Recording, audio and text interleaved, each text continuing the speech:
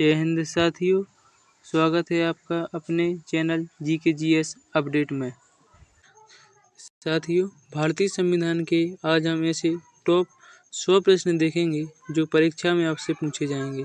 जितनी भी 2023-24 में परीक्षाएं होंगी, उन सभी परीक्षाओं में इस क्लास से आपको कई सारे प्रश्न देखने को मिलेंगे। इसलिए यह क्लास साथियों आपके लिए महत्वपूर्ण हो जाती है। तो चलिए साथियों, आज हम अपनी क्लास शुरू करते हैं। इस क्लास से आपके 5 नंबर पक्के हो जाएं किसी भी परीक्षा में। यह संविधान की महामैराथन क्लास है जिसमें 100 महत्वपूर्ण प्रश्न आपको हम बताएंगे। तो चलिए शुरू करते हैं। हमारा प्रश्न नंबर 1 है कि सर्वप्रथम संविधान सभा की बैठक कब हुई थी? तो सर्वप्रथम संविधान सभा की बैठक 9 दिसंबर 1946 को हुई थी। इस संविधान सभा में 389 सदस्य नियुक्त किए गए थे। इसकी पहली बैठक हुई थी 9 दिसंबर 1946 को। हमारा दूसरा प्रश्न है, संविधान सभा का अस्थायी अध्यक्ष किसे नियुक्त किया गया था? तो डॉक्टर सच्चिदानंद सिन्हा को संविधान सभा का अस्थायी सदस्य नियुक्त किया गया था।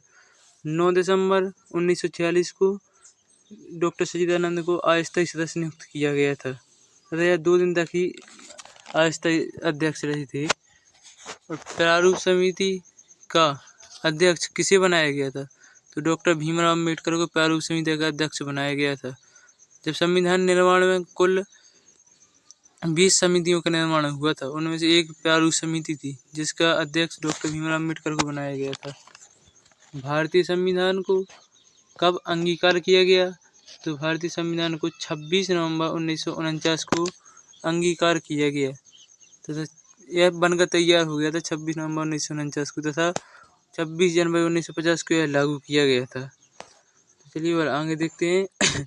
हमारा 5वां प्रश्न है, भारत का संविधान भारत को किस रूप में वर्णित करता है?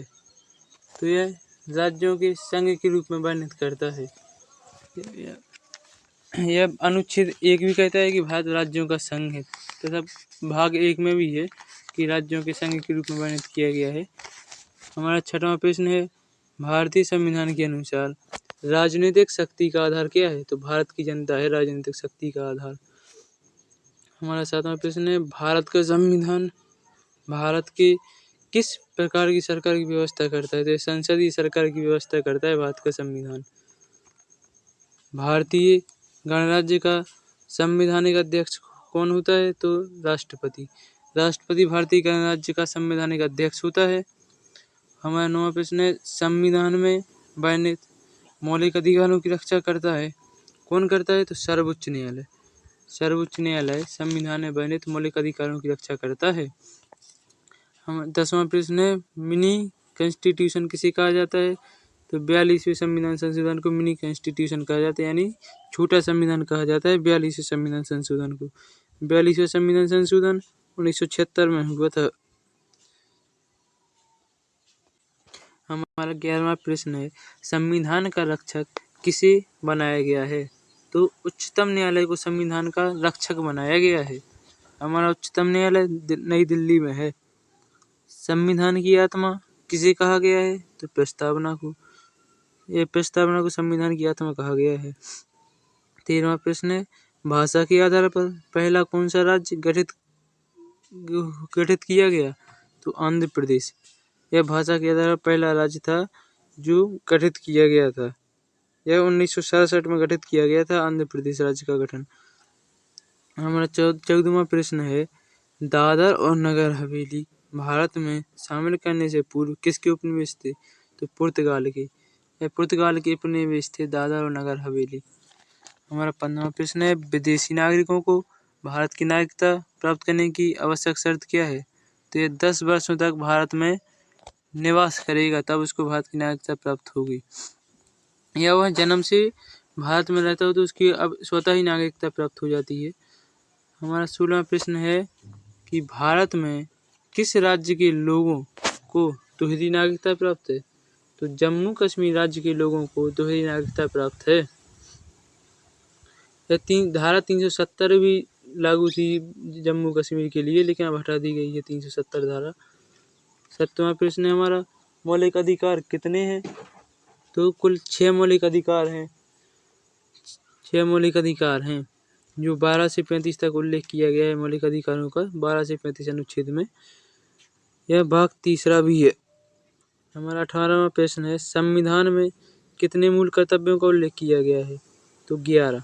संविधान में 11 मूल कर्तव्यों का उल्लेख किया गया है। मूल कर्तव्यों का उल्लेख 35 से 51 अनुच्छेद में किया गया है, यानी 36 से 51 अनुच्छेद में मूल कर्तव्यों का उल्लेख किया गया है। 19वां प्रश्न है, संघीय कार्यपालिका की शक्ति किसमें निहित है? तो यह राष्ट्रपति में निहित है संघीय कार्यपालिका की शक्ति। 20वां प्रश्न है, राष्ट्रपति और उपराष्ट्रपति के चुनाव संबंधी विवाद कौन सुलझाता है? तो सर्वोच्च न्यायालय। सर्वोच्च न्यायालय राष्ट्रपति और उपराष्ट्रपति के चुनाव संबंधी विवाद को सुलझाता है। 21वां प्रश्न है, राष्ट्रपति के चुनाव में कौन भाग लेता है? तो संसद और राज्य विधानसभाओं के सदस्य राष्ट्रपति के चुनाव में भाग लेते हैं। अनुच्छेद 53 में भी राष्ट्रपति के निर्वाचन के बारे में बताया गया है। 22वां भाग है। 22वां हमारा प्रश्न है, भारत का सर्वोच्च सेनापति कौन होता है? तो राष्ट्रपति। यह भारत का सर्वोच्च सेनापति होता है। संसद की स्वीकृति के पश्चात राष्ट्रपति शासन कितने दिन प्रभावी रहता है? तो 6 माह तक। 6 माह तक राष्ट्रपति शासन प्रभावी रहता है। अनुच्छेद 52, 56 और 60 में भी आपातकाल का वर्णन किया गया है। आपातकाल तब लागू होता है जब युद्ध तथा बाहरी अशांति होती है, या किसी देश या युद्ध चल रहा होता है देश के अंदर, या गृह युद्ध होता है, तब आपातकाल की घोषणा की जाती है। हमारा 24वां प्रश्न है, सार्वजनिक धन का संरक्षक किसे कहा जाता है? तो नियंत्रक लेखा महालेखा परीक्षक को कहा जाता है। नियंत्रक महालेखा परीक्षक को सार्वजनिक धन का रक्षक कहा जाता है। 25वां प्रश्न है, किस राज्य की विधानसभा का कार्यकाल 6 वर्ष होता है? तो जम्मू कश्मीर। जम्मू कश्मीर राज्य की विधानसभा का कार्यकाल 6 वर्ष होता है, और अन्य राज्यों की विधानसभाओं का कार्यकाल 5 वर्ष होता है। तो जम्मू कश्मीर को विशेष अधिकार प्रदान थे धारा 370 के अंतर्गत। हमारा 26वां प्रश्न है, सर्वप्रथम पंचायती राज व्यवस्था को किस राज्य में लागू किया गया? तो यह राजस्थान राज्य में लागू किया गया था। राजस्थान के नागौर जिले में 2 अक्टूबर 1959 को लागू किया गया था। हमारा 27वां प्रश्न है, भारत में कितने राज्य व केंद्र शासित प्रदेश हैं? तो 28 राज्य व 7 केंद्र शासित प्रदेश हैं। पहले 29 राज्य थे तथा 8 केंद्र शासित प्रदेश थे। हमारा 28वां प्रश्न है, जनहित याचिका किस न्यायालय में दायर की जा सकती है? तो उच्चतम न्यायालय और उच्च न्यायालय दोनों में जनहित याचिका को दायर की जा सकती है। 29वां प्रश्न है, भारत में मताधिकार के लिए कितनी आयु सीमा निर्धारित की गई है? तो 18 वर्ष। 18 वर्ष के बाद नागरिक मत अपना वोट दे सकता है। हमारा 30वां प्रश्न है, भारतीय संघ की राजभाषा क्या है? तो हिंदी। भारतीय संघ की राजभाषा हिंदी है। भारतीय संविधान का निर्माण एक संविधान सभा द्वारा कितने दिन में किया गया था? तो इसमें 2 वर्ष 11 माह 18 दिन का समय लगा था, अर्थात 63,000। संविधान बनाने में 63,96,729 रुपये खर्च हुए थे। 32वां प्रश्न है, विश्व का सबसे लंबा लिखित संविधान किस देश का है? तो यह भारतीय संविधान है जो विश्व में सबसे लंबा लिखित संविधान है। 33वां प्रश्न है, भारत में प्रथम संशोधन कब हुआ था? तो 1951 में प्रथम संशोधन हुआ था। भारत में संशोधन की प्रक्रिया अनुच्छेद 368 में वर्णन किया गया है। 368 में यह संविधान संशोधन के बारे में वर्णित किया गया है। 34वां प्रश्न है, भारत का पहला आम बजट 1952 में किसने प्रस्तुत किया था? तो पी.के. सन सुकम शेट्टी ने यह बजट पेश किया था।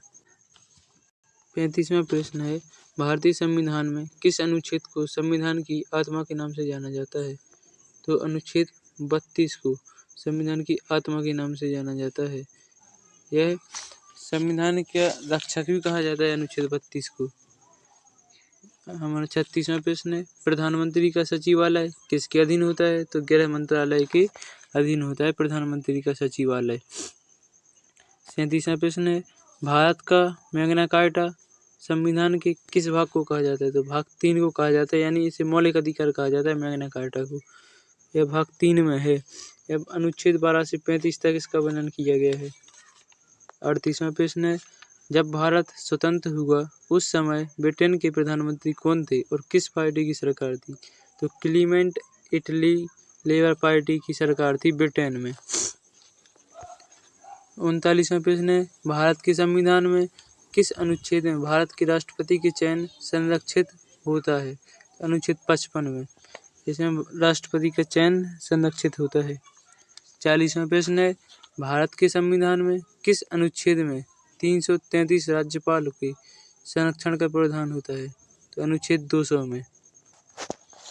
41वां प्रश्न है, भारत के संविधान में किस अनुच्छेद में नागरिक के अधिकार संरक्षित होते हैं? तो अनुच्छेद 19 में। अनुच्छेद 19 में भारत के संविधान में नागरिकों के अधिकार संरक्षित होते हैं अनुच्छेद 19 के तहत। यह मौलिक अधिकार भी अनुच्छेद 19। 42वां प्रश्न है, भारत के संविधान में किस अनुच्छेद में विधानसभा के सदस्यों का चयन संरक्षित होता है? तो अनुच्छेद 170 में विधानसभा के सदस्यों का चयन संरक्षित होता है। हमारा 43वां प्रश्न है कि भारत के संविधान में किस अनुच्छेद में राज्यपाल द्वारा विधायी विधेयकों को संविधान के राष्ट्रपति द्वारा विचारण के लिए भेजने का प्रावधान होता है? तो अनुच्छेद 200 के तहत। 44वां प्रश्न है, भारत के संविधान में किस अनुच्छेद में भारत के वित्तीय संसद के संरक्षण का प्रावधान होता है? तो अनुच्छेद 114 में। 45वां प्रश्न है, भारत की पहली महिला वकील कौन थी? तो जगदीश चंद्र बोस।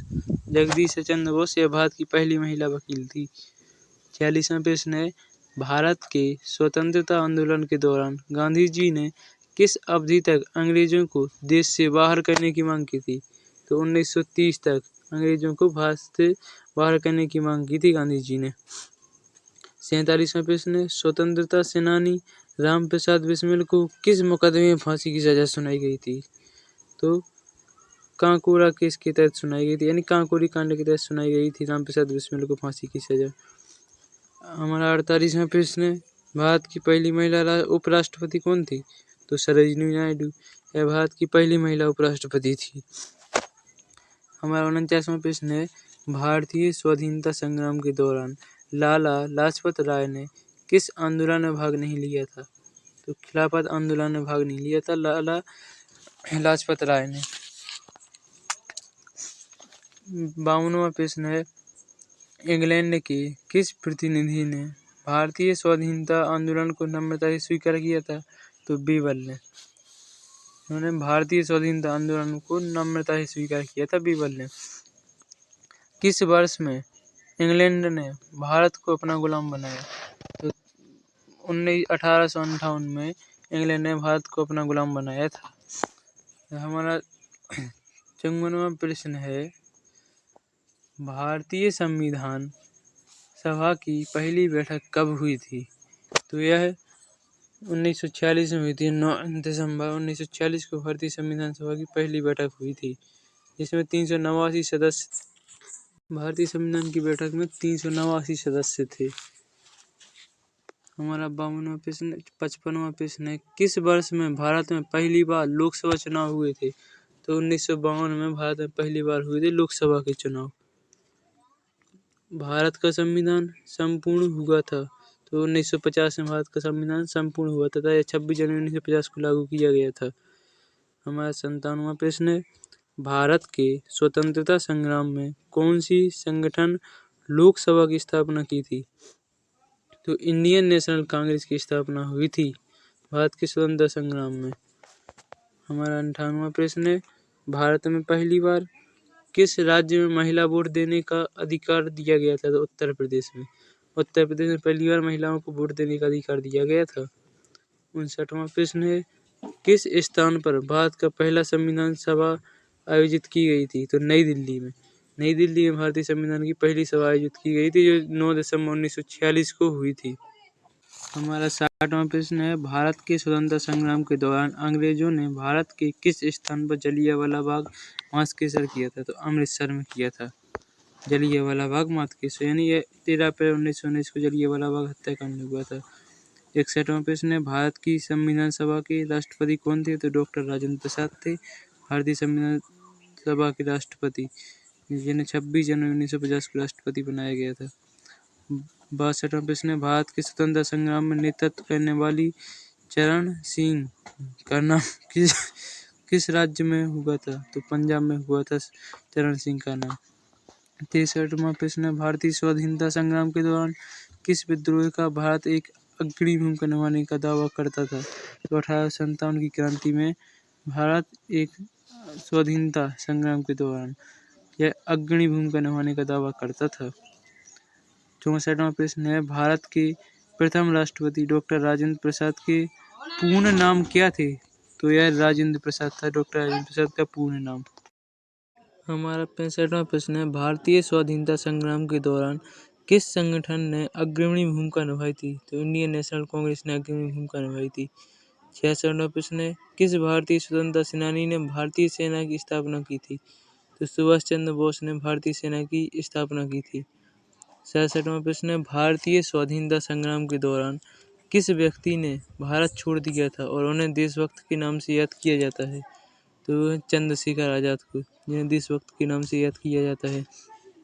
68वां प्रश्न है, भारत का संविधान कब लागू हुआ था?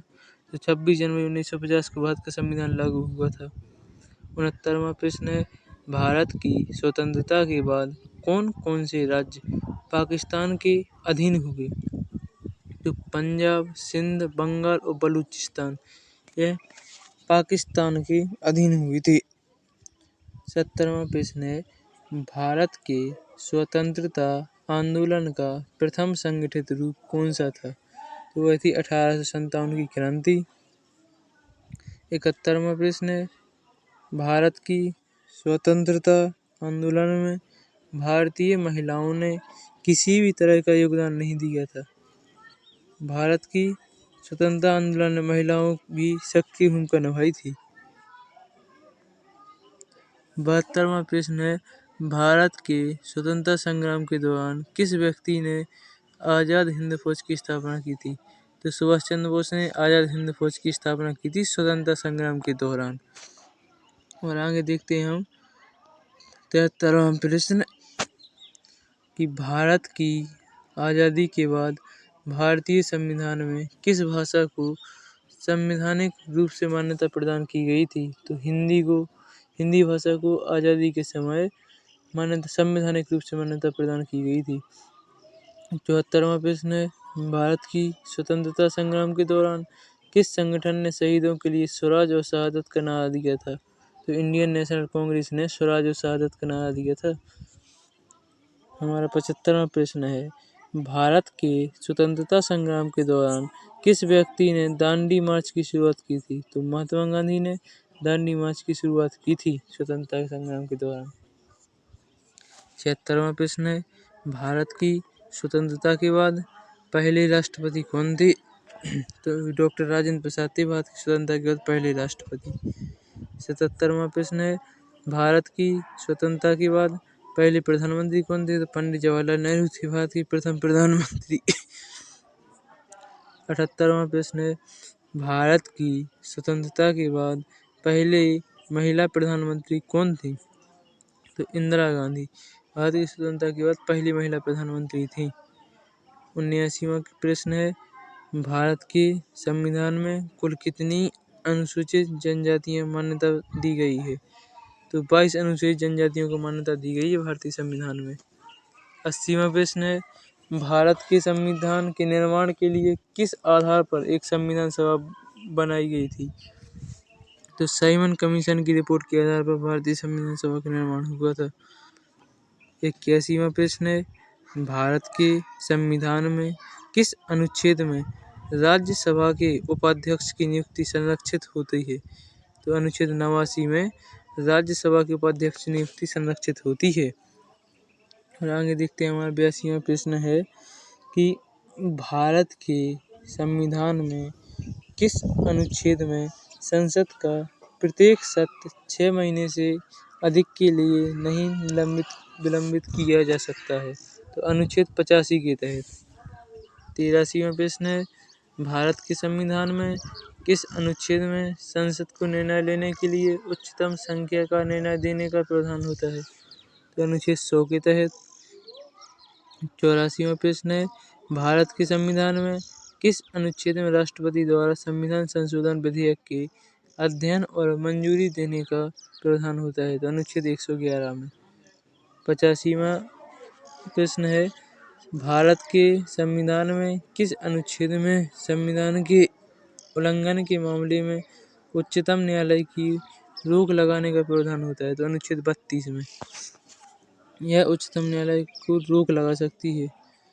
32 को संविधान का रक्षक भी कहा जाता है। इसमें 5 तरह की रिट जारी की जाती है अनुच्छेद 32 में।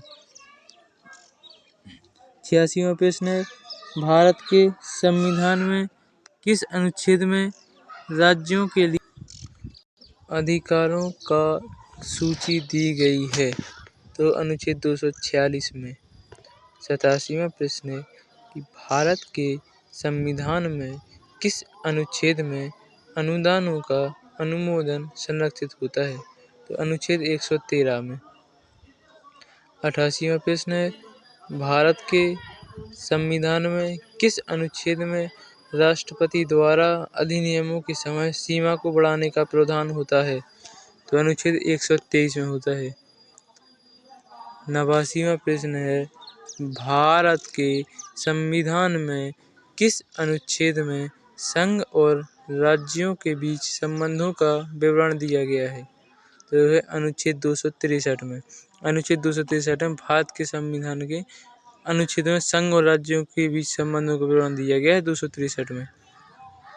90वां प्रश्न है, भारत के संविधान में किस अनुच्छेद में नागरिकता से संबंधित विवरण दिया गया है? तो अनुच्छेद 5 में। अनुच्छेद 5 में नागरिकता से संबंधित प्रश्न दिया गया है। और आगे देखते हैं, हमारा 91वां प्रश्न है कि भारत के संविधान में किस अनुच्छेद में राज्य विधानसभाओं का निर्वाचन संरक्षित होता है? तो अनुच्छेद 170 में राज्य विधानसभाओं का निर्वाचन संरक्षित होता है। 92वां प्रश्न है कि भारत के संविधान में किस अनुच्छेद में संविधान की पूर्व व्यवस्था से संबंधित विवरण दिया गया है? तो अनुच्छेद 372 में दिया गया है। 93वां प्रश्न है कि भारत के संविधान में किस अनुच्छेद में संविधान बनाने के तत्वों का विवरण दिया गया है? तो अनुच्छेद 368 में दिया गया है।